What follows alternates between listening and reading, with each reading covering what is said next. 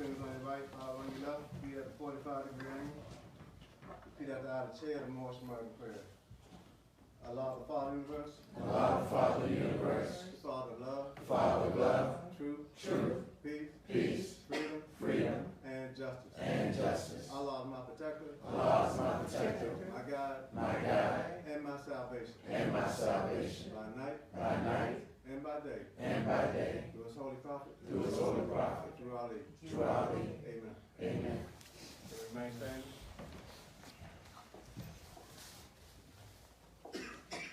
Islam. First I give praise to Allah.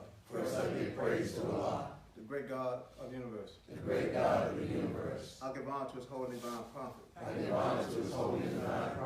Noble Drew Ali. The founder of the Moorish Science of America.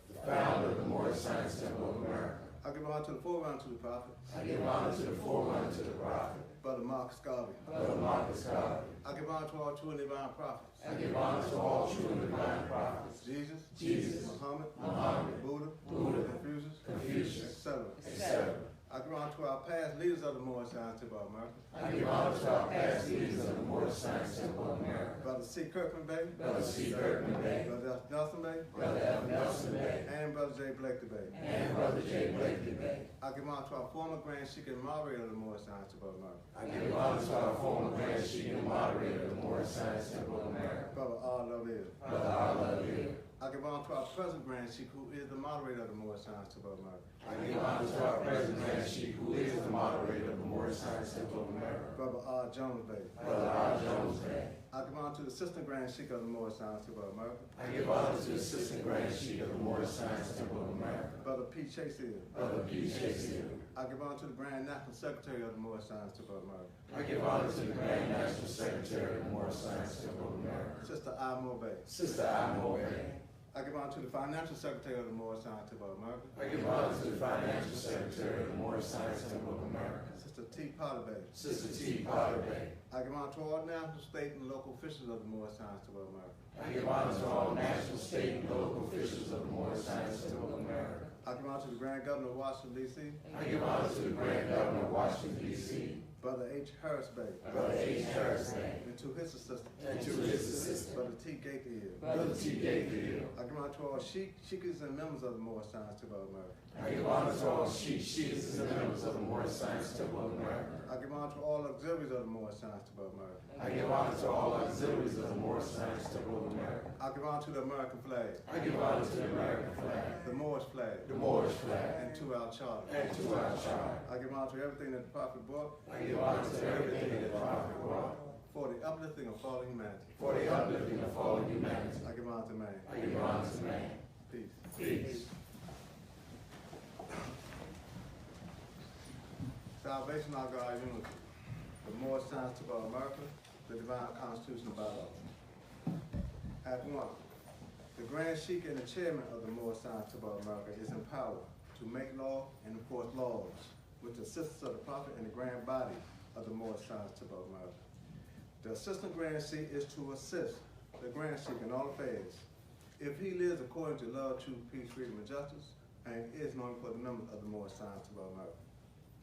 Act 2. All meetings are to be open and closed promptly according to Circle 7 and love, truth, peace, freedom, and justice. Friday is our holy day of rest because on a Friday, the first man formed in flesh, and on a Friday, the first man departed out of flesh, unsent to his Father God Allah. For that cause, Friday is the holy day for all Muslims all over the world. Act 3. Love, truth, peace, freedom, and justice must be proclaimed and practiced by all members of the Moorish Science of America. No member to put in danger or accuse false his brother or sister or any occasion at all that may harm his brother or sister because Allah is love. Act 4. All members must preserve these holy divine laws, and all members must obey the laws of the government. Because of being a Moorish American, you are a part and parcel of the government and must live life accordingly. Act 5. This organization of the Moorish Science of America is not to cause any confusion or to overthrow the laws and constitution of the state government, but to obey hereby. Act 6. With us, all members must proclaim their nationality. And we are teaching our people their nationality and their divine creed, that they may know that they are a part and a parcel of this said government and know that they are not Negroes, colored folks, black people, or Ethiopians, because these names were given to slaves by slaveholders in 1779 and lasted until 1865 during the time of slavery. But this is a new era time there, and all men now must proclaim their free national name to be recognized by the government in which they live and the nations of the earth. This is the reason why Allah, the great God of the universe, ordained Noble Drew Ali, the prophet, to redeem his people from their sinful ways. The Moorish American are the descendants of the ancient Moabites, whom inhabit the northwestern and southwestern shores of Africa. Act 7. All members must promptly attend their meetings and become a part and a partial of all uplifting acts of the Moorish Science Temple of America. Members must pay their dues and keep alive all the necessities of the Moorish Science Temple of America. Then you are entitled to a name of faithful. Husband, you must support your wife and children. Wife, you must obey your husband and take care of your children, look after the duties of your household. Sons and daughters must obey father and mother, being industrious, and become a part of the uplifting of fallen humanity. All Moorish Americans keep their hearts and minds pure with love, and their bodies clean with water. This divine covenant is from the Holy Prophet Noble Drew Ali through the God Father, God Allah. Noble Drew Ali, founder, Moorish American prayer. Allah, the Father of the universe, Father, love, truth, peace, freedom, and justice. Allah is my protector, my guide, and my salvation, by night and by day, through his Holy Prophet Drew Ali. Amen. The Moorish Science Temple of America, Home Office, 2905 5th Street, Southeast, Washington, D.C., 20032. Thus we have reading from the Divine Constitution Bylaws. Now I'd like to read from the questionnaire and additional law for the Moorish American by the Prophet Noble Drew Ali.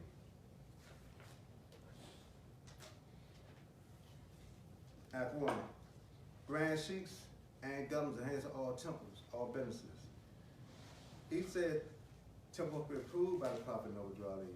Before acting upon by any members, let it be finance, property, or any line of life that will cause the members to sacrifice, finance, etc., that will cause the support of any group of members.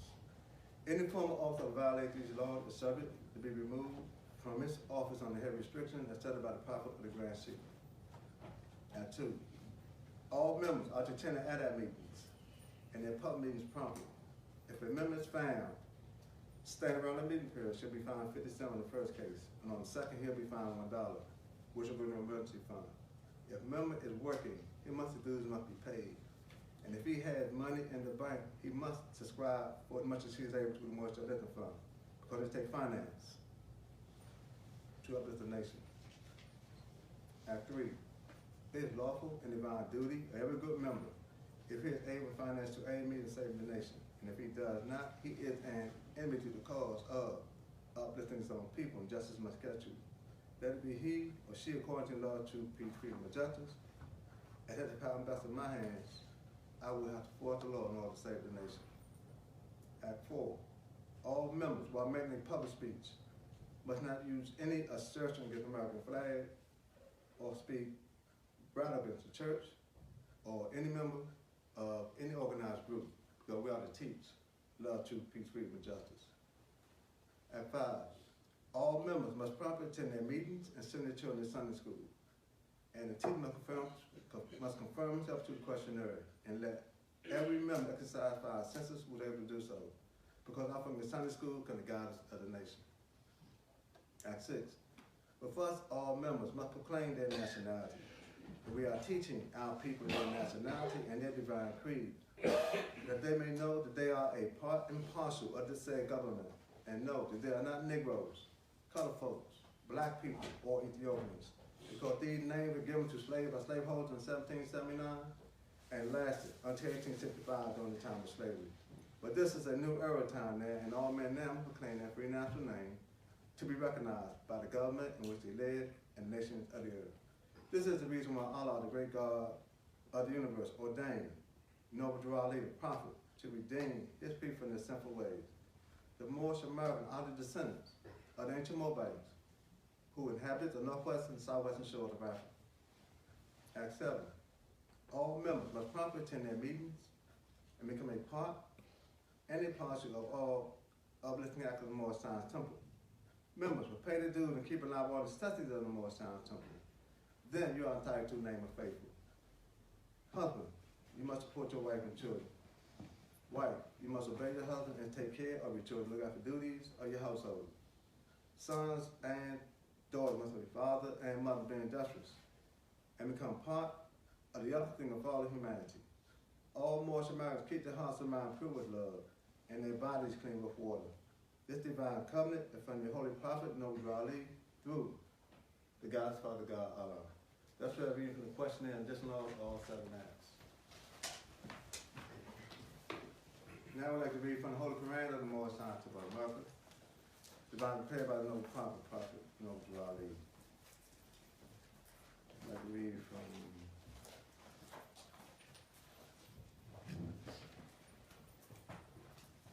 chapter number 3.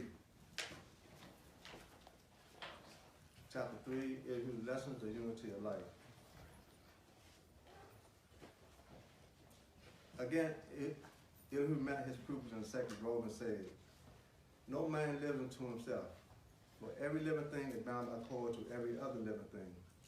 Blessed are the pure in heart, for they will love and not demand love in return. They will not do unto other men what they will not have other men do unto them. They are 2 selves, the higher and the lower self. The higher self is human spirit clothed with soul, made in the form of Allah. The lower self, the carnal self, the body of desires, is a reflection of the higher self, distorted by the murky eters of the flesh. The lower self is an illusion and will pass away. The higher self is Allah and man, but will not pass away. The higher self is the embodiment of truth. The lower self is truth reversed, so is falsehood manifest. The higher self is justice, mercy, love, and right. The lower self is what the higher self is not. The lower self breeds hatred, slander, lewdness, murder, theft, and everything that harms. The higher self is mother of virtues and harmonies of life. The lower self is rich in promises, but poor in blessedness and peace. It offers pleasure, joy, and satisfying gain, but gives unrest, misery, and death. Peace. Islam was. I'd like to welcome all out to our Sunday school here in Washington, D.C. Praise the Lord for our Sunday school. Do we have anybody downstairs? Come on. I pray that everybody's feeling well, that anybody need literature, you can raise your hand while people will assist you. And if you need any water, anything like that, raise your hand while people will assist you. Pray that Allah, that everybody will check their cell phone. And that, what was, going to teach Sunday school? Children's Sunday school? You going to take the name?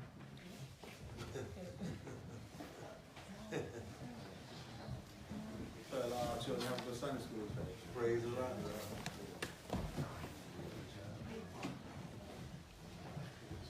They've been coming up rapidly with all these questions. What are they doing down there in the Sunday school? Our kids be on, they come. Yeah. Praise the Lord. Praise the Lord.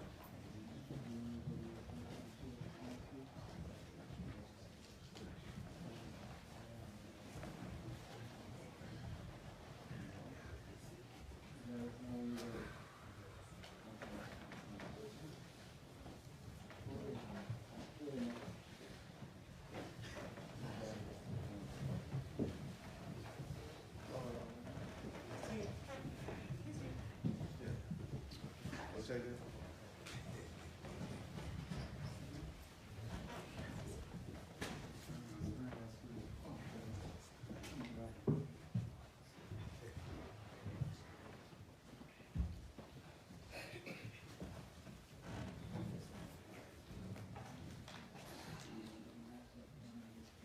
Again, I'd like to welcome all to our Sunday school members, Wakefest, friends, seekers after the truth. Welcome to here at Temple 71. This is our Sunday school. As I read, I'm out from the Sunday school in the guise of the nation. We'll be instructed by the Grand Sheikh, who is the moderator of the Moorish Science of America, John Gray. So when he come up, he's going to be going through the questionnaire and the Holy Quran of the Moorish Science of America, and legal week. Ask some questions. If you have any questions or concerns or anything that need to be said, raise your hand, state your name for the record. So record's being kept at every meeting. Also, we are on Facebook, so we are seen all over the country, and some temples are watching us, and some temples are participating with us. So, we're mindful of that. So, we're gonna have a moment of silent meditation before I call out Grand Chief Imari.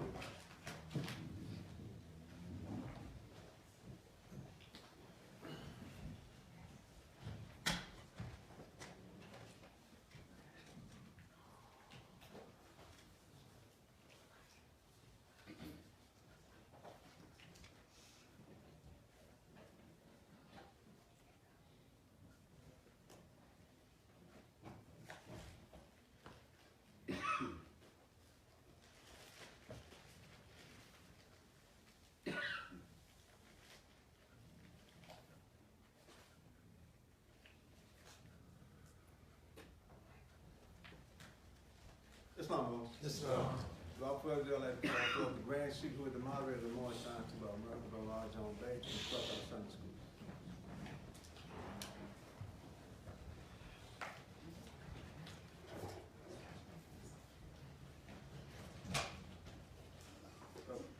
JJ, I get a question here? You want? Yes, sir. I have one up there. Okay. That's good.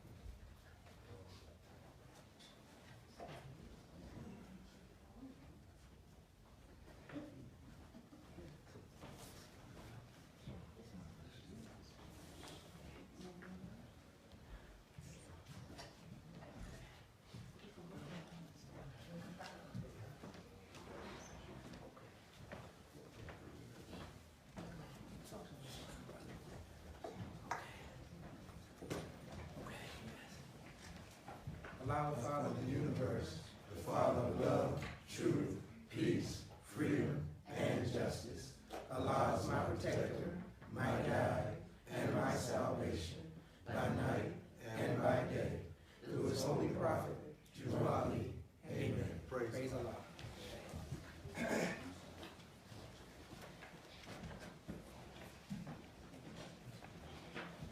Islam.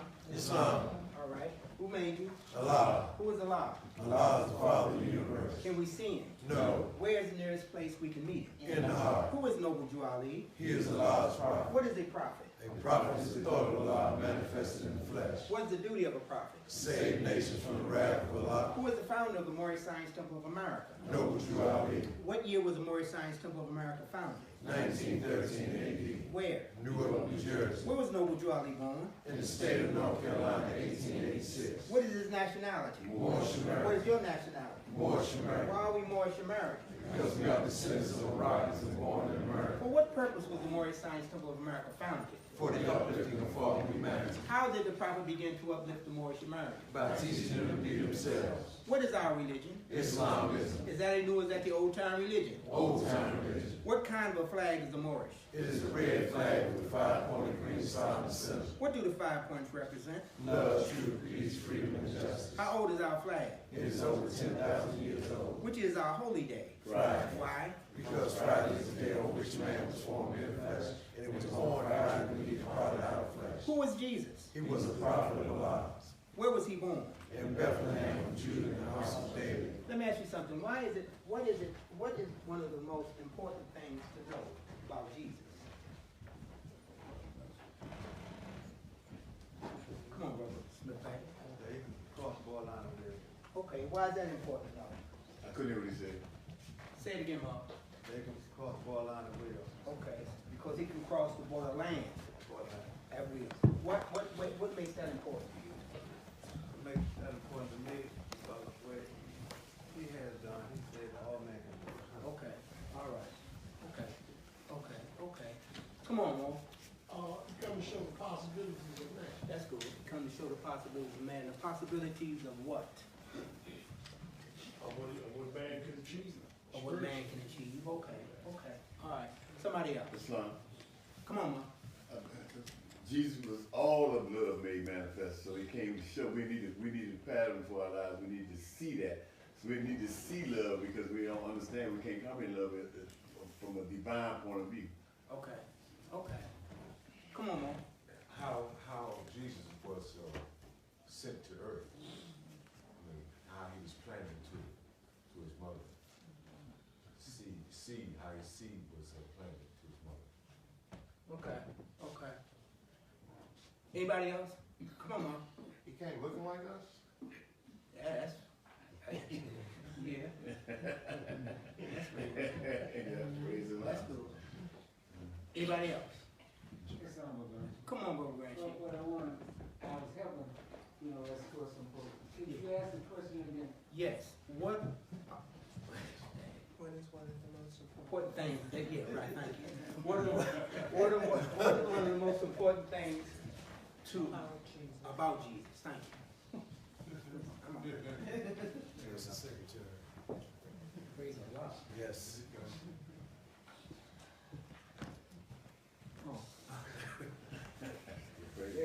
Islam.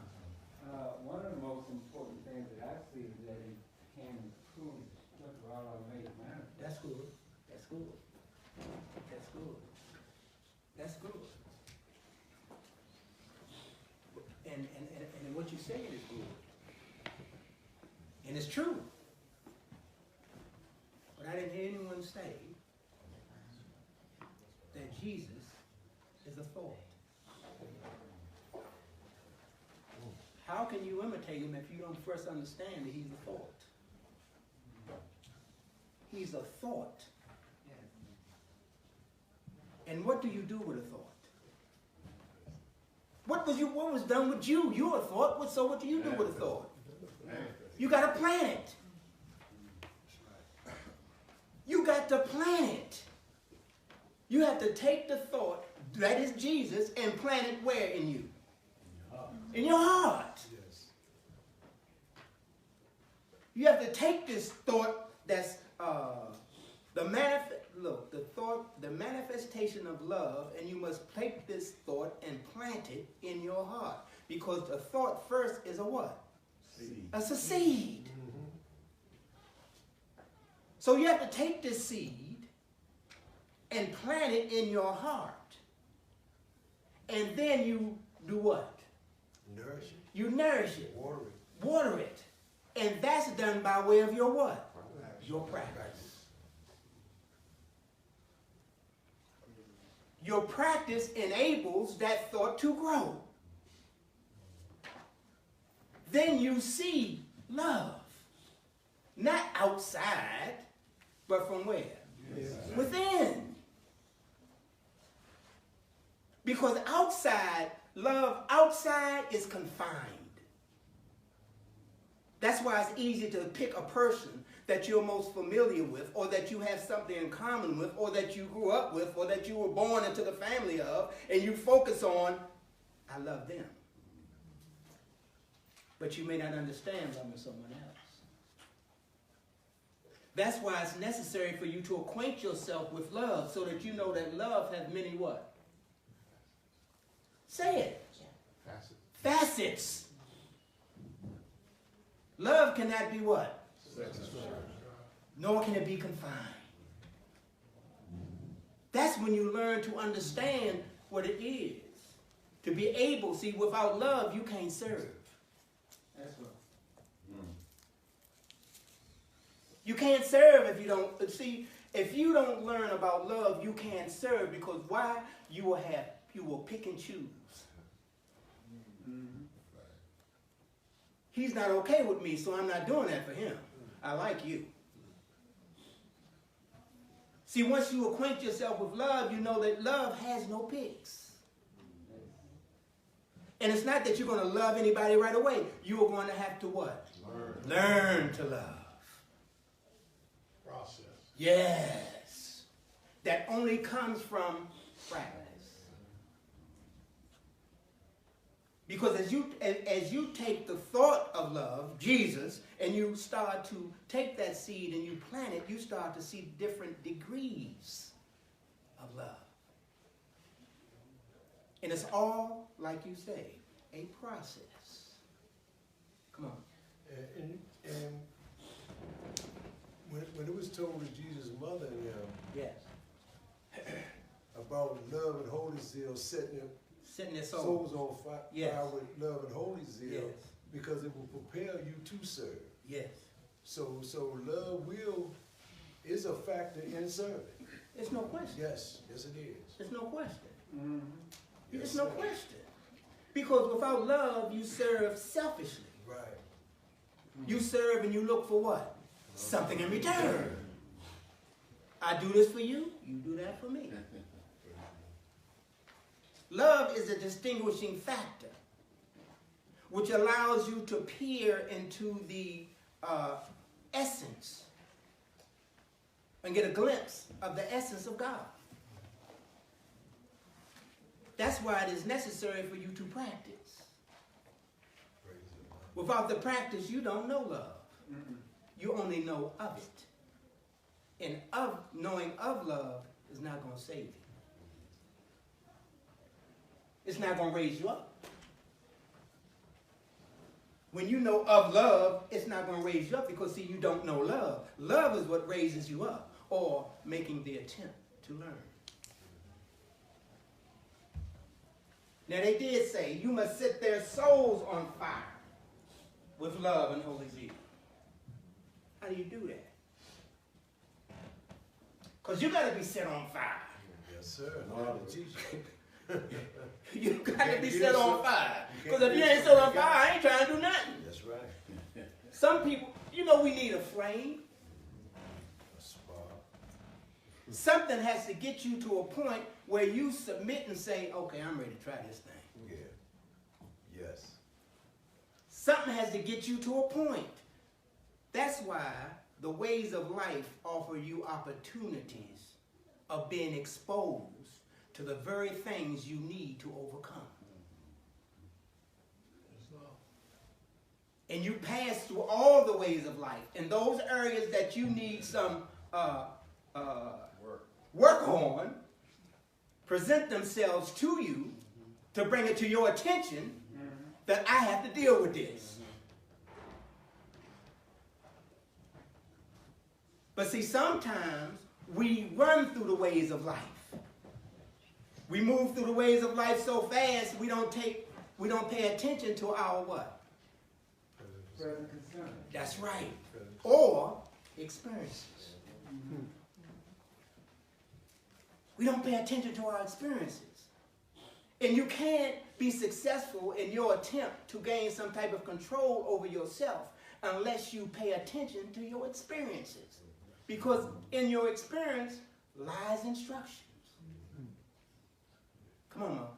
Man is sure to find it. Yes, Mo. We can solve this problem better. Mo,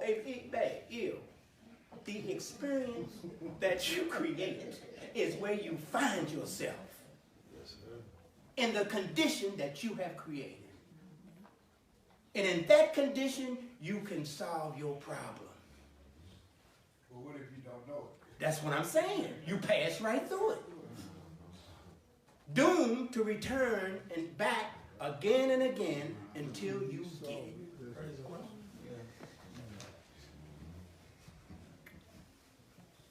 So yeah, practice That's right. the thought. Acquaint yourself with the thought. But when you take on this thought, you must have a what to propel you upward. Can you repeat that one? When you take on this thought, you must have a to propel you upward.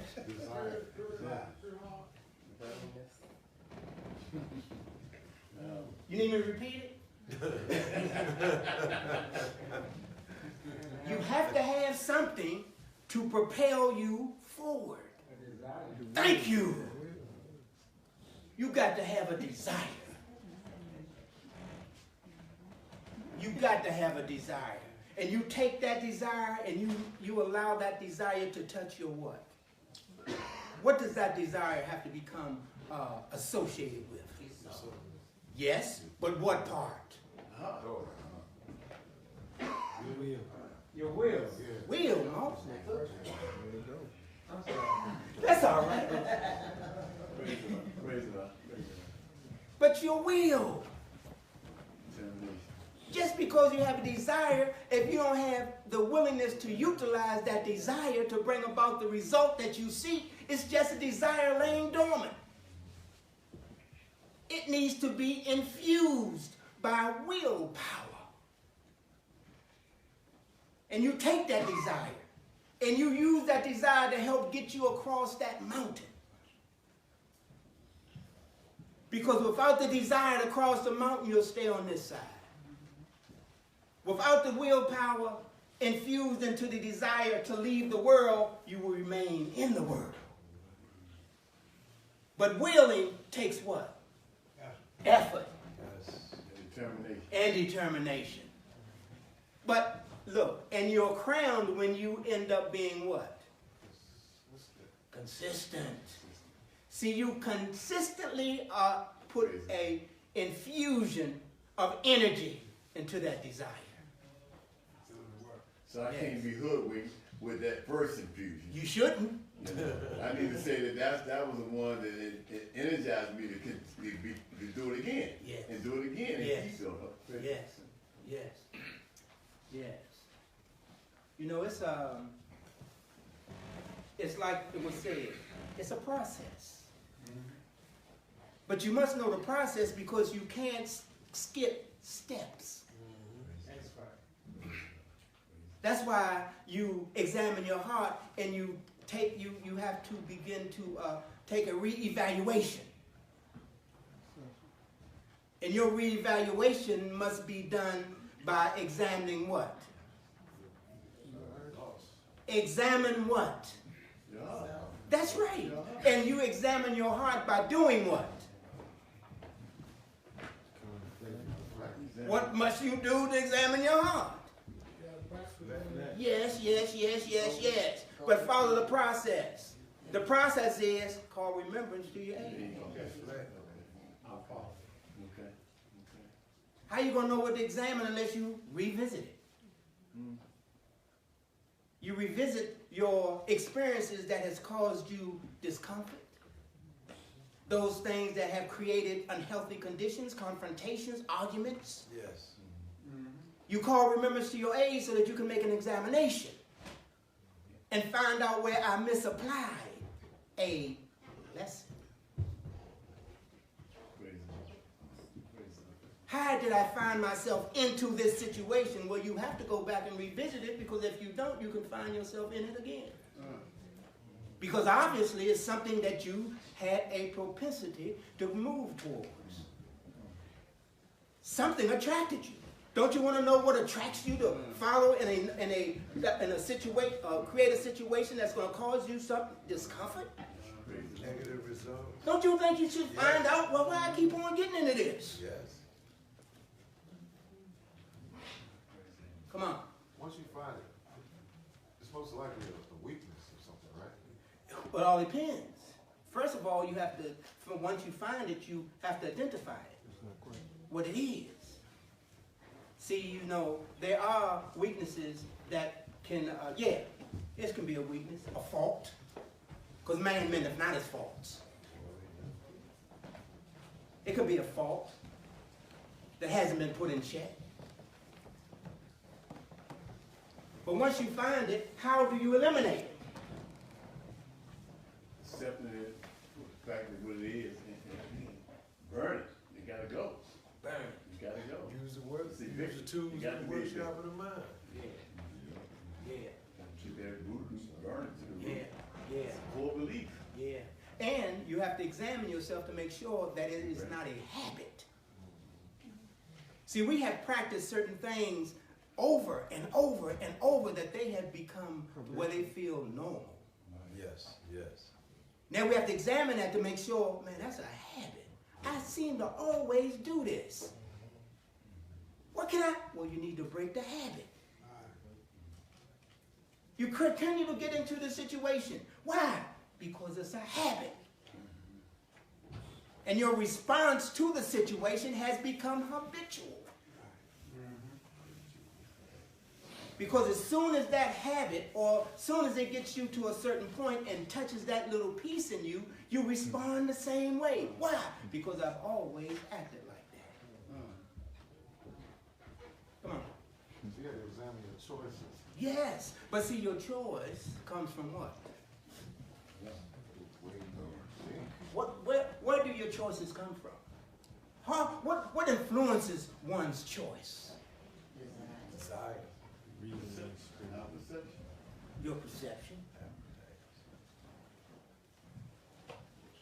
What influences desire?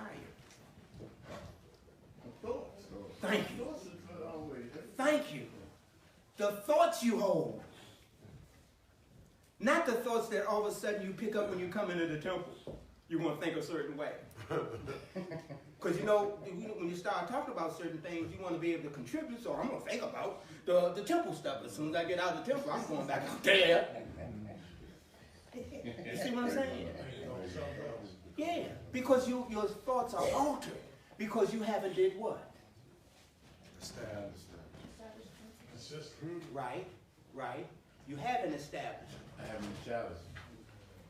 You haven't what? I haven't challenged them to know that they are in error. Right. So as I begin to accept the fact that I've had this, took on this habit and had this habit for a while, now I need to challenge my own perception about this habit so I can change it. But that's only predicated on you accepting this. See, you have to be able to accept. If you're going to go into battle, I have to accept what I need to go into battle. I can't be doubting that what I'm taking is going to break as soon as I swing it. You see what I'm saying? So I definitely had to go back to believing my conditions can be better. You have because I would have never been here. Oh, you got to go back to the start. I said this is what got me here because I see that where I was going Yeah. wasn't working. Right. So when I got exposed, I had to believe that my conditions can be better. Yes. So there was a level of acceptance just stepping in this door. Yes. But guess what? Your lower self also lets you know you can do better. If you hadn't done that and did this, you would have got over. So it teaches us to identify our lower self. Yeah. Hatred, slander, lewdness, murder, Yeah. steps, and everything else. Yeah. So now I got a glimpse of it. Yes. And Yes. I know each one of those words are attached to something else. Yes. That's right. So I got that glimpse of what, so I know what that thing been, and I got some history Yes. with operating out of that system. Yes. All that gotta go. Yes. Yes. There's an eviction process that gotta go. Yeah. That's the way I think. It gotta go. Yes. Yes. It can't stay there. Yeah. It gave me too much misery. Right. And they're not, and you want to try to get rid of as much of the elements that's associated with that way of thinking as you possibly can. Because wherever you leave that little dot, Can go back again. you'll find yourself reverting back to the same behavior that you displayed when you were under the influence of it. See, you can stop a certain thing for a minute. The practice. That's right. Yeah. You can stop the practice, Just went but you through haven't addressed the thought that brings about the practice. That's right. So that means the thought is still there. You may not do that like that anymore, but you still do that. It's just in another way. Praise the Lord. So what happens is, that's the whole purpose of examination. You have to dissect your thoughts when you start to change the way you think, to make sure that your thought is really changing. Because your thought can be made to give the appearance of change when it really hasn't changed at all. And the only way that you can identify that is when you do what? What must you be able to do? Examine, but the examination brings about a what? Change. It does. It brings about a change. The examination doesn't bring about a change by itself. Result. Self-awareness. Okay. Examination brings about identification. And he gave you what you can identify with the one and the other. Watch what they breed. Watch what they breed. Because in the breeding, what issues forth from what it breeds is the determining factor of what it is. Praise the Lord. But then you have to make sure that I'm not looking at this thing with a selfish eye. Because if I'm looking at it with a selfish eye, what I am identifying is a benefit to me. Because I'm only looking at it from my perspective. And to me, it's all right. See, it's a lot when you talk about going into the workshop of the mind and starting to examine your thinking. It's not just waking up one morning and saying, I ain't going to do that no more. That will not suffice. So it said, blessed are the pure in heart, for they Yes. will love and not demand Yes, love in return. that's right. See, you have to really be sincere in cleaning up. That's it. Come on, my brother. And in that sincerity, you have to work on losing the Yes. desire. Yes. We gotta lose those desires. Yes. It's just like going from, as you growing up. Yes. You know? You play with toys, and you get older, you don't have a desire to play with toys. Right. Right. You That's lose right. it. That's right. You put something in its place. That's right. more beneficial. That's right. That's right. And that's what he's teaching us, how to replace those things. That's right. That's right. That's right. Let me ask you this, since we're on this conversation. Let's talk about David for a minute. You know what I'm talking when I say David, who I'm talking about, right? Yes. Okay. Now, what do you think was one of the major elements that David had to have as he confronted the giant? Faith, courage. Faith, courage. Okay. Faith and courage. No question. That's good. What else do you think he had to have? Will. Huh? Will. Yeah, that's right. What else do you think he had to have? Knowledge. He did have to have knowledge. Yeah. Okay. Okay. So I'm listening, I think about it, when I think about David, I think about him already, he was a servant Okay. already, you Okay. know, and he had to have a level of humility along Yes. with that servant. So the cockiness Yes. of David, Yeah. I mean of Goliath, Yes. you know, underestimated him. Yes. So he was confident that his approach to the situation, you know. Yeah. And when I think about spirituality, that life, Yes. you know, so I'm saying that my thinking has always been from a carnal point of view. Now I'm thinking from a spiritual point of view, and I see, I can see that this fool is thinking still in a carnal point of view. Okay. Okay. So something in there. Okay. He did. And again, you're right. You're absolutely right. But you also know he had to have self-control. Do you know why he had to have self-control? Why do you think he had to have self-control? What the book tell you? The book tell you that someone said, behold, I sit unrivaled therein. Something said that's in us that tells us, behold, I sit unrivaled therein. Thank you. Yes. Yeah. He had to have control. Didn't say he wasn't afraid, but he was able to control his fear. Well, when you go into this, you got to be able to control your fear. Because, see, we're not used to doing that. Look, we're not always used to somebody saying something to us and we saying peace. We are. Who you think you talking to? Right. Praise the Lord. See, you can't be afraid when you can't be afraid to practice. Because it's not, no, it doesn't feel, it feels strange to practice trying to be humble.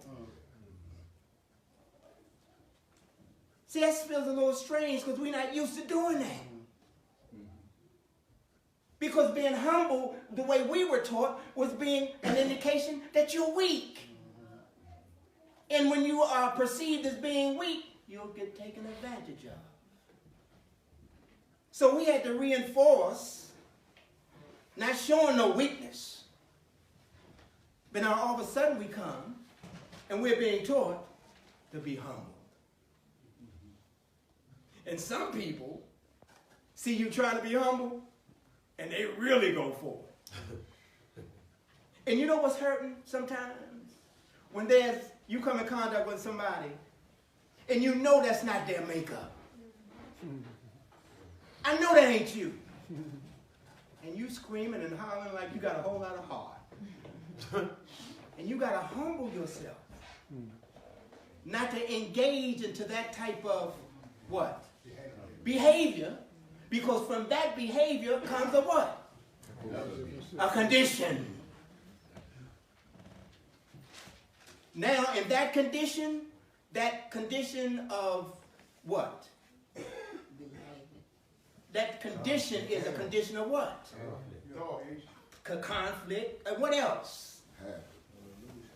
Yes, but it is mainly a condition that exhibits a lack of self-control.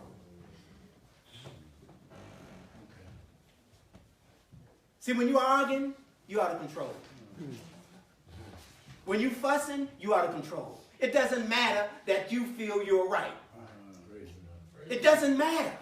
You are out of control. And now you're in a condition that you are creating, and you're in that created condition, and in that condition, anything can take place.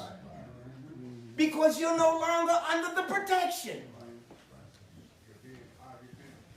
More and everything comes into play now. You might say anything, you might do anything. That's why, again,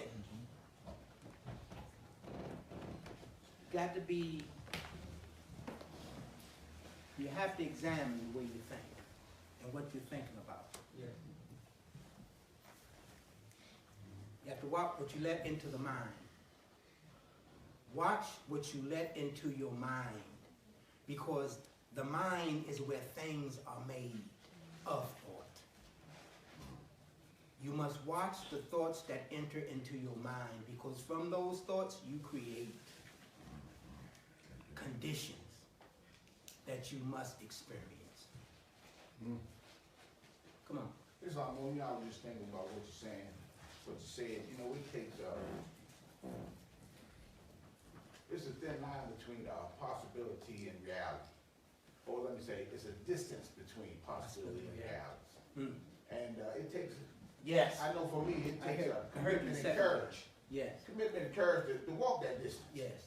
You know, so just to, you mentioned about what are you allowing into your mind. Yes. A lot of thoughts come, and a lot of time I think it's coming from outside of me, but those are mine. That's right. Those are my thoughts. That's right. So in that distance, as I see, oftentimes I'm willing to commit, Yes. but that irresolution steps in, Sure. especially when I'm doubting. Sure. So Sure. I'm just thinking about the distance between possibility and reality. Sure. Well, look, we're passing through all the ways of life, and each way of life offers us another series of thoughts. And we take the thoughts that we hold on to from the way of life that we are presently in, and we take it to the next way. We have to address those thoughts, because we're carrying certain thoughts from one experience to another. One way of life to another. We're going through the way of life carrying those same thoughts, and those thoughts are creating the same condition, and also they're gaining momentum. See, they're getting bigger. They're not getting smaller because we're not addressing them. It's a question Yes. based on that thought. So as we experience those thoughts, as we're going through these ways of life, Yes. if we identify for what it is, our power to dismiss it Yes. is at our Yes. whim. But that's the purpose of going through the ways of life. So I can, That's so you can learn how to, Praise because God. you, with those thoughts that you carry with you, you are creating. Those thoughts are causing you to create. Each time that you allow a thought to manifest, that's a thought that you have allowed to be created by you. so whether that's a carnal or spiritual. It doesn't matter. Right. Okay. It doesn't matter. Right. So it's also my choice entirely what I do with it. No question. There's no question. And your choice primarily of what takes place with your decision making. If I decide to proceed under this way of thinking, I have chosen to do that. Right. Praise the Lord. Right. Yes. I was just thinking when you were saying that, I was talking about that 12-step diet. Yes. Those two that we use in the workshop with the mind. Yes. You know? Yes. Those things are made of thought. Yes. That came to my mind. Yeah, that's well. See, that's where we at. Yes. Because what we are experiencing is a product of what we created that has been made manifest. Yeah. Yes. So the thoughts that we so-called quit, wouldn't it be like a withdrawal process? It's a process. Yes. You withdraw from, you just don't drop it. Right. Because it's been in there so long that we just don't push it to the side like it don't exist. Right. There's some things you're gonna have to go through. Yeah. Right. Right. See, the key, one of the keys that I'm learning is once it is made visible to you, that means from that moment you need to address it. It is being made known to you for a reason. Yes. Yes. And the minute you see it in yourself, you got to deal with it. You can't say, well, that's just how I am. You got to deal with it. That's why it's being made being made visible to you. Praise the Lord. My brother. So, and once it is made visible to you, and what we're learning is that there's a result that comes from it. Yes. And Yes. It's only one of two, Yes. Yes. heaven or hell. That's right. That's right. That's right, Mo. That's right. You either creating heaven or you creating hell. That's right, Mo. That's right.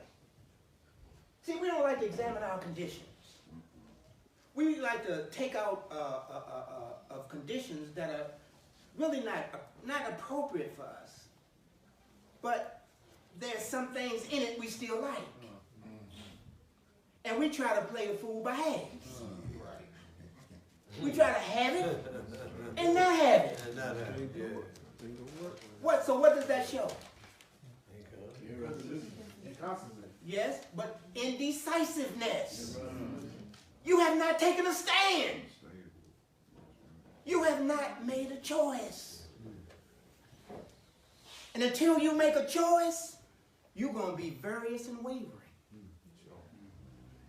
So the condition that comes from your indecisiveness can only bring you unrest. You can't be at no peace because everything is switching up on you. Next he willeth not. You haven't made a choice. The choice is whether I'm going to be inconstant or if I'm going to be constant. Now I know if I'm going to be constant, this is what I have to do, and I can't have some of that in this if I'm going to do this. What are you willing to sacrifice? Well, a lot of times I don't even want to go through nothing. I know it. Me too. I'm talking about myself. I'm talking about myself too. It's not more. Praise the Lord for that thought. More. I just go ahead, brother. Go ahead. No, it just made me realize why the prophet said if he could get you to think, he could get you to say it. So, You hear it. That's it. You hear the sound, Mo. That's it. the whole thought process. That's the whole piece, Mo. It's the thought, Mo. He's a thought. If you don't accept him, you don't accept the thought. If you don't accept the thought, you cannot reap the benefits from it. You will never see it displayed before you until you accept it. All you're going to see displayed before you is what you are accepting. Yes. That's all you can see. You can hear it, and it sounds good, but what I am accepting is that only which I have decided. And there can't be but one or the other. That's it. That's why he told you. Those who were with me 2,000 years ago Praise the Lord. are with me today. Praise the Lord. At some point, choices had to have been made. Now we find ourselves here now, and we all don't get here at the same time. You know, because in the ways of life, we have places that we have a tendency to stop at. And we linger, thinking that we'll straighten up tomorrow. For real. They got taverns along the ways of life. For real. And you go into the tavern. Well, I'm not going to continue this journey today. I'll pick it up tomorrow.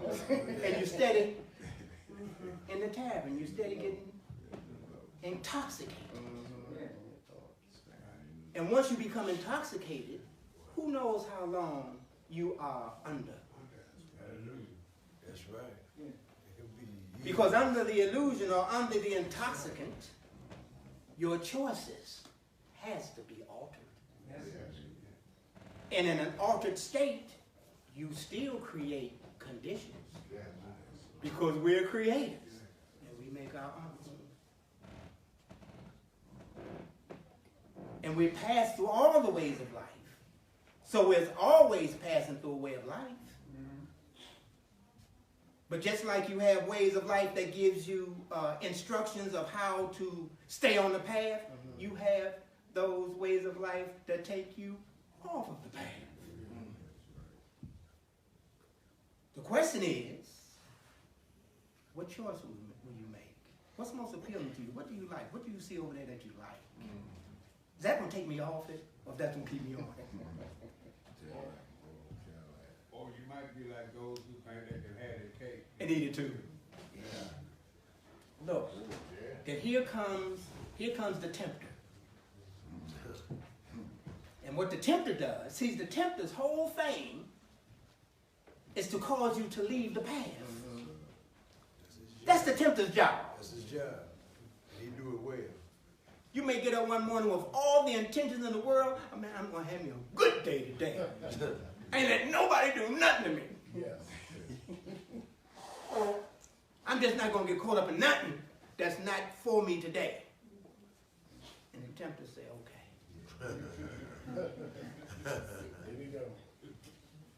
And then the slightest thing can cause you to alter your choice, your direction.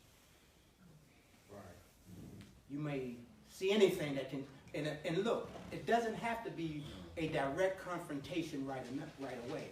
He gets us with little things that annoy us. Because once we get annoyed, the door's open. That's emotion. Come on, Mo. But that's how he moves. He wants you to get in an emotional state. Because once you become emotional, you what? You can't don't do that. think. Don't use your reason. You don't use it. I'm in it now. You know what I mean? And then pains rush in 1,000 at a time.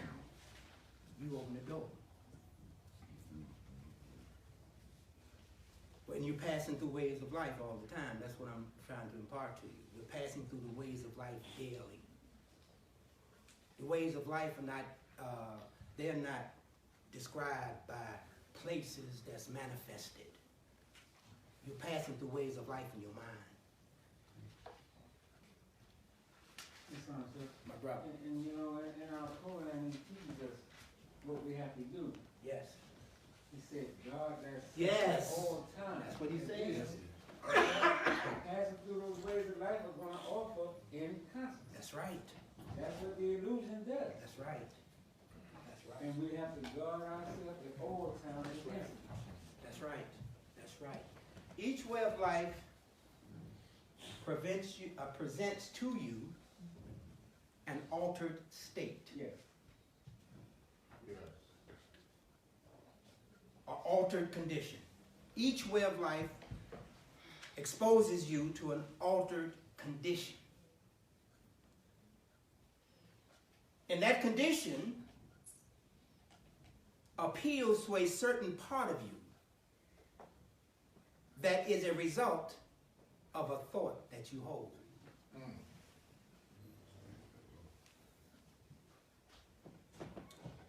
And that thought that you're holding is what attracts, because thoughts become magnets. Yeah. And like attracts like.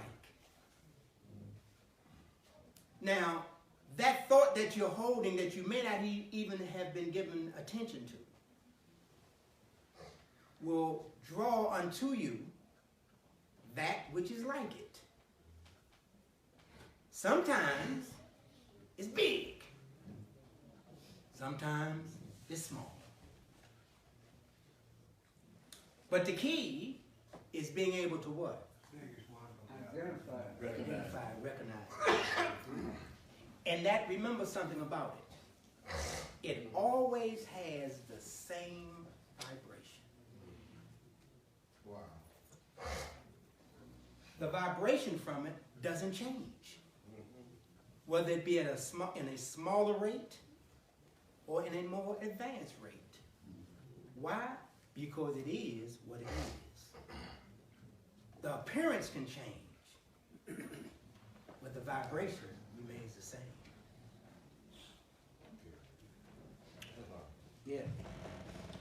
And what I was thinking about in the experiences in life that we go through, Yeah. we have to take note. Yes. You know, make note, write it down, keep it, and reflect on it. Yes. Because when we get in those situations where we have to make decisions, Yes. our notes will help us. Yes. You know, Yes. if we do this, we're gonna get this. If we do that, we're gonna get this. And, Yes. and as we go through the experience and write them down, make note of it, when you get in situations, you'll almost you'll know what to do. It's just a matter of having the strength to do it.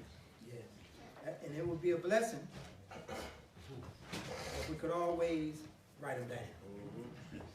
Yeah. Because if we can, we'd have a heck of a book Oh yes. that people could identify with. They could identify with that book of our experiences and the outcomes of them that we have been able to write down. But for real, to be honest with you, it's already written down. That's it. Oh yeah. And it's being recorded anyway. Anyway, the key is, can you read?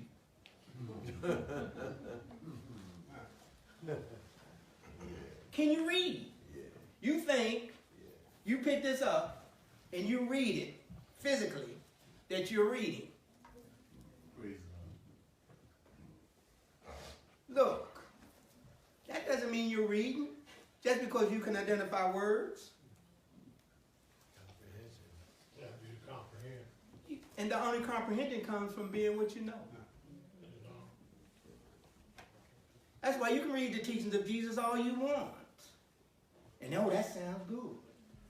Oh, wow, did he do that? Just like it's in here. But unless you have done a certain requirement, unless you have met a certain requirement, you can't internalize what's being said. And if you can't internalize it, all it is words on a page that provides you an opportunity for when you get in the mood to have a different type of discussion.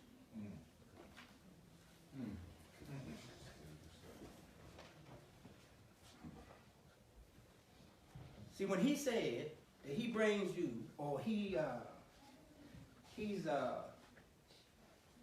when he brings us in here, he's not just bringing us in here for the purpose of bringing us together to debate, argue, get upset. He's bringing us in here to give the inner meaning of things. Your contribution comes by way of your practice. Because if you ain't practicing this, you really ain't got nothing to say. Because anything that you're giving is only what you believe perhaps is true. Yeah. How can you talk to me about being kind to somebody if you ain't practicing kindness? Because I need to know not the definition of Webster, what kindness means. I need to know what kindness means based on what I know.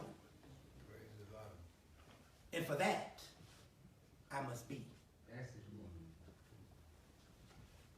So when you come in here to make your contribution to the great program of uplifting fallen humanity, your discussion should be rooted on what you have been. What you're trying to do. Not based off of you getting caught up on reading something and then that makes you feel a lot more intelligent than you really are. You're not even taking into account that this is only preparing you to receive. It's just the potter building his furnace. You know, it's just the ground being prepared. But for you to really know, or for you to reap the benefits from your harvest, you got to be. Let's go to chapter 38. Praise the Lord.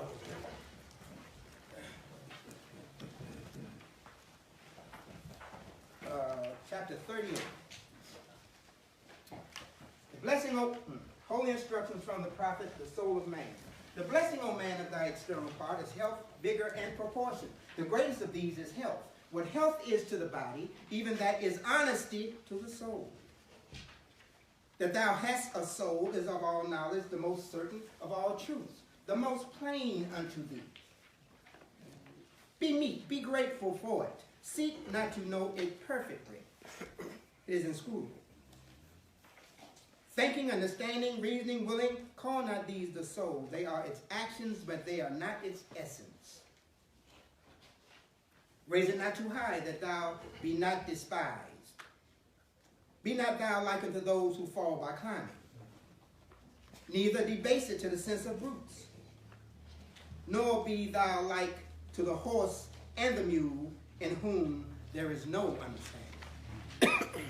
Search it by its faculties. Know it by its virtues. They are more in number than the hairs of thy head.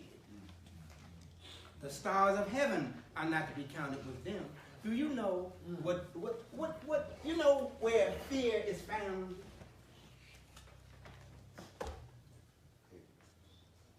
It's found. Where is fear found? Who is fear saying? Behold, he's making a statement. Behold, I sit unrivaled therein. Where is fear found? In the heart. It is in the heart. But go ahead. Come on, Mom. In a thought. It is in the thought. Come on, Mom. I'm thinking about your imagination. It is an imagination. It does conjure up from the imagination. Yes, it does. But do you know what becomes afraid when conditions change? And it's not guided properly. Nervous system. It does. Nervous system. But listen, yeah. Well, the body does give off that reaction. Right. It does. Yeah, Mom. I said this many times before. We fear what we don't understand. Well, that's the truth. Some of us. Because, see, some of us should fear what we don't understand. I wish I had a fear what I didn't understand. But I didn't have no fear. So I indulged. I should have had some fear. You should be fearful to even indulge in that. You see what I'm saying? But your soul can fear. She can become afraid. Yeah. Without guidance, she becomes fearful. So now the thought proclaimeth, behold, I sit unrivaled therein. Now if you're not guiding her, if you don't pull her back in, she'll run. She'll run, man. So you got to be able to keep a hold on her. That's why it's so important that you draw a circle. Come on, Mom. Are you saying that there is a healthy fear and an unhealthy? Oh, we're saying that they're both too. That feel out all the Yes, Yes. yes, but it's they're not the same kind of fear. Right, it's a different feel. The word, yes, but it's not the same type of fear. It's a different. It's a different, exactly. And it's not only that, one is of a higher vibrational rate, and one is a low vibrational rate. That's the imagination. That's what the imagination contributes to the rate. Sure, a lot of things I feel, I conjure myself. I make Sure. a whole scary movie out of it. I'm almost watching it. But let me tell you something. Psychology, European psychology, is to induce fear. Sure. So there's many things that's induced to bring about fear. And why would one want to be fearful? For the purpose of what? Control. And that's the same thing with the Lord said. Yeah. I think it's a creative thought, Mo. It's what you create in that thought. All things, yes. Well, that's what we always do, Mo. Yeah, because you know, like for example, Right. like if I'm looking across the ring and I see the fight that I'm going to fight got muscles, Right. I'm creating an unconditional thought. That's right. You know what I'm saying? Right. I'm creating. And you know, in the thought that you're creating is based on the thoughts that you hold. Right, that I'm looking at. Because you're going to see the thought that you hold. Yeah. The thought that you hold, that you see, manifests. Because we're on the plane of things made manifest. Yes. Somewhere along that, fear can be a lack of trust. Fear is that many things contribute to fear. Right. Many things. You know. Yes. Yes, ma'am. So, would it matter about the two cells, what condition I'm in? Like, if I'm in my lower cell, would fear to be more impactful, to be destructive Oh yeah. and harmful. Oh, yeah. And all that, as Yeah. opposed to me being in my higher cell. Yeah. Yeah. Where it would be a fruitful fear. Yes. Yes. And your choices Would be will be great. based on Yeah. which fears you have accepted. Exactly. Meaning, what self are you in? Yeah, exactly. Yeah. Exactly. So it says, think not with Arabia that one soul is parted among all men. Neither believe with the sons of Egypt that every man hath many. Okay, let's not go to the next one, but let's talk about that one for a minute. What is that pointing out? Or what is that showing? Just those two, what's it called? Paragraphs. Okay.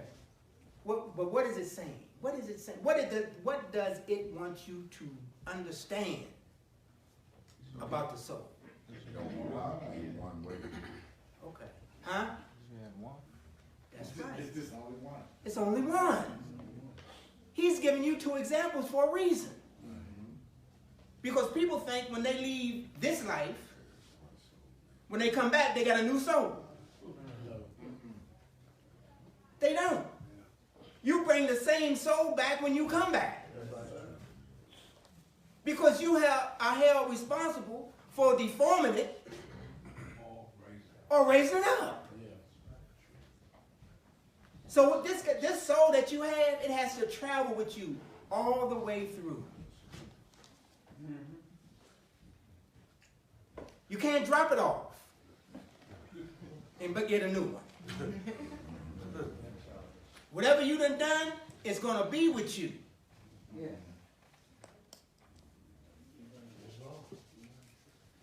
So what you got to do, you might as well clean it up. That's it. What it is. Because until you clean it up, it's not going to work for you. Because you can't control it. Can't nobody do it for you. No, it has to be, you have to do it for yourself. And you can't turn it in and say, I want a new one. Oh, no, you can't do that. Yeah. I see your hand, McGee, back. Oh, Or was that your eye? Well, you give me an eye or a hand. Well, I was thinking about the part where you say clean it up. Yeah.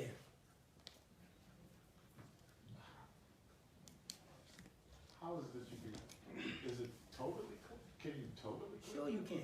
You got it when she was clean. You have to. You got to clean it. You contaminated it. When you got it, it became a living soul. It was clean. Yeah. Yeah. And not only is it clean, it's perfect. That's it, right.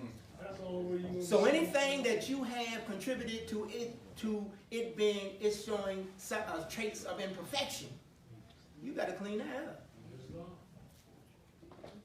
My brother. So, how do you start to clean it up? That's a good question. That's a good question. But the answer is very simple. Yes. You must think your condition can be bad. Being honest. There's no question. And examining. Mm-hmm. Take an examination of what you do. You got to take an examination of what you do and stop blaming your discomfort on other people. You have to.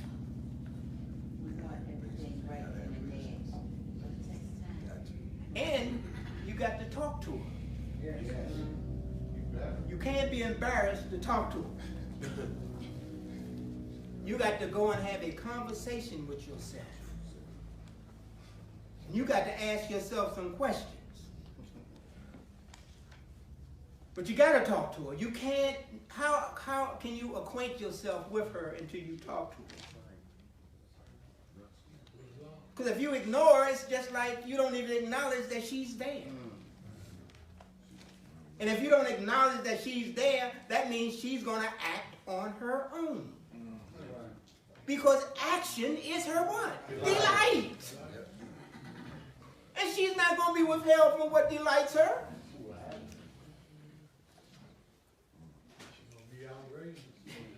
Look, without guidance, you leave her on her own.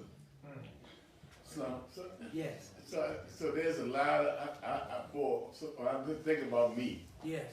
I look at it, I need a lot of help. So I have to incorporate Right. those principles Right. that begin to govern my life. I had no governing Right. over my life. Right. I've been operating here and there and everywhere. Yes. Right. So now I believe my condition can be better. Yes. So I begin to incorporate things that put me on that path. Yes. These Yes. principles, and I'm looking at these principles. Yes. I'm looking at that verse 28 when it talks about a perception of thyself. Yeah. I ain't had no perception of myself. Myself was whatever I got myself into. Yeah. You know. So now I'm coming to have a perception Yes. of something different of Yes. myself. Yes. Yes. So now I need to incorporate some tools. You talk about the tools and workshop of the mind. You talk about these principles Yes. that I begin to help govern my life Yes. in a different way than what I had been doing. Yes. I have a sensing of my higher self and my lower self. I have a sensing of what the lower self breathes. Yes. You know, so these things is what I'm beginning to use to arm myself Yes. to protect myself. Okay. Is that a safe thing to say? That's a safe thing to say. You think that I went into sea with all that you've seen? I mean, I'm just thinking about this. You're safe, bro. You're safe, bro. Praise God. Praise God. Look. Now look. Understand something. Now when I'm talking about gaining some control over her, you know I'm talking about your spirit being activated, right? Yeah, sure. All right.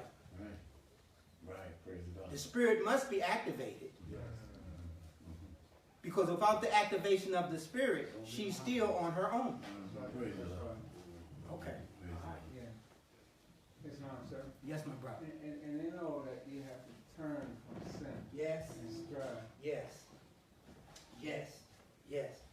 And now, because of the habits that we have become subject to, we have to teach her sin. Yes. We have to teach her what sin is. Yeah. So she can do it. Because prior to that, she'd been moving Right. Okay. without no rule. Right. No one ever pulled up and said, look, that's not right. Don't do that. She's been allowed Do what she wants. to do what she want to do. Right. Because we didn't have no rule. So now we got to pull her in and say, look, I understand that what you have been doing, you've been doing it for a long time. But we've reached a point in this developmental stage of our life. And I cannot any longer, with good conscience, permit you to act like this. So now I'm going to have to I got to lay down some rules. Now for a minute, she's going to try it. Because she don't believe you. She does not believe you. You've been letting me do this for all this time, and all of a sudden now you're going to tell me I can't do it no more. Yeah. No, I'm going to challenge you. Now I, Spirit, have to ask the Spirit, what do I do now? And in the still small voice, the Spirit replies, if you ask in sincerity, you will hear with instruction. But you must appeal to the Spirit within the Spirit. You must appeal to your higher self, Allah in man. And you ask Allah for instruction. He tells you what to do to gain control of her. He'll tell you sometime, and it'll come to you in different ways, you know. But remember, the key is to ask in sincerity. Because if it's not a sincere appeal, you will not receive an answer. Not from Allah. But your lower self will. And if you're not sure, if you're uncertain, because I'm not familiar with this, if you're uncertain, you will doubt. Because doubts are of your own raising. That's it. And once you start to doubt yourself, she's still out there on her own. And that's why that's why it's the conflict that can't be told in words. See, we learn many things on earth. And one of the things that hurt us one of the things that contributed to our low way of thinking on earth is when all of the etheric planes began to receive their nourishment from atmosphere. Then it became dog eat dog. We no longer received our specific diet from the ethers of our native plane. Our diet was altered once we reached the rate of atmosphere.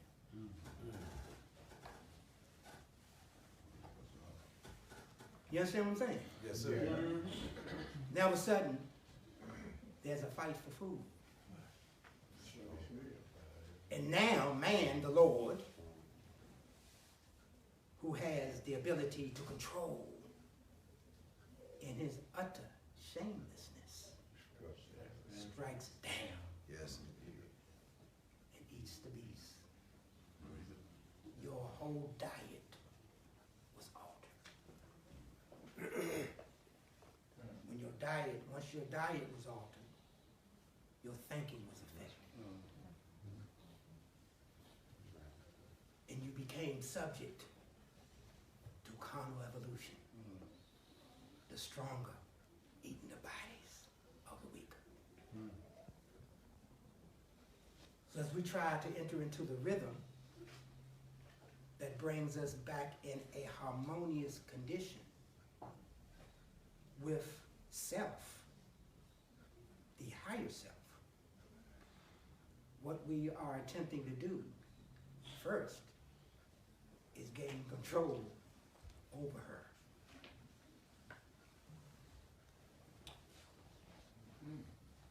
That's what we're trying to do. do that, you must be constant in that which is right. Because if you're not constant in that which is right, and your inconstancy, which is powerful in your heart, is able to alter your decision making based on the choices you make, you can never gain control of her because she will not rely upon you. To protect her, to guide. She won't do it because you haven't done it. You're going to try to convince me you're going to do this for me and you haven't never done it before? You asked me to just trust you. That doesn't even make sense, does it? So you must, again, be. You must know. And the only way for you to know is that you must be what you know. So that goes back to the examination. Exactly. And that has concluded it for today. God bless you, people. God bless you. Peace. Wow. Praise the Lord.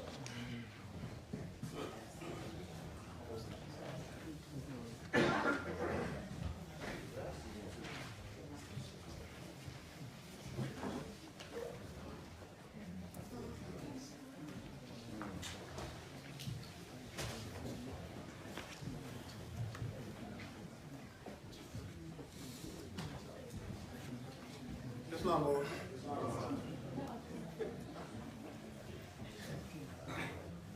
I'd like to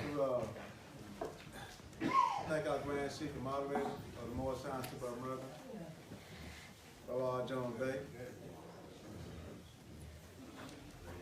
for his instructions, for his leadership, quality, and sharing with us what Allah has blessed him with. Praise the Lord, we had a good Sunday school. Praise the Lord.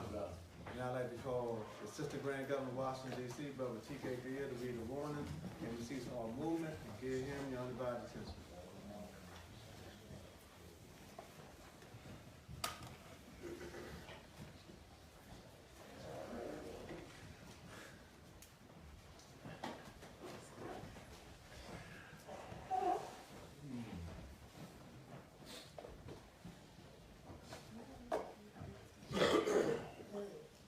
Islam, Lord. Islam. Let us arise and give praise to Allah, the great God of the universe. And I give honor to his holy and divine prophet, Prophet Noble Drew Ali. And I give honor to everything that the chairman gave honor to, and I give honor to each and every one of you. It's a great day, Morris. Prophet warns all Muslims, governors, ordered to read proclamation at each meeting. I hereby inform all members that they must end all radical, agitating speeches while at work in their homes or on the streets. We are for peace and not destruction. Stop flashing your cards at Europeans. It causes confusion. Remember, your card is for your salvation. Failure to obey these orders would be of severe consequence. We are for love, truth, peace, and freedom. And when these principles are violated, justice then must take its course. Any member or group of members who hold malicious feelings toward the temple or the prophet, or violate the divine covenant of the Moorish movement, will receive their reward from Allah for their unjust deeds. All true Moors will and must obey the law as laid down to them by their prophet. If they lose confidence in their prophet, they should turn in their card button, cease wearing their turban or fez, and return to the state where I, the prophet, found you. This is a holy and divine movement founded by the prophet Noble Drew Ali. And if the prophet is not right, the temple is not right. The prophet, therefore, is sending out the divine plea to all Moorish Americans that they do their part in protecting their prophet and the temple. This is an everlasting movement founded by the prophet through the will of Allah to redeem his people from their sins by order of Prophet Noble Drew Ali. Peace. Peace.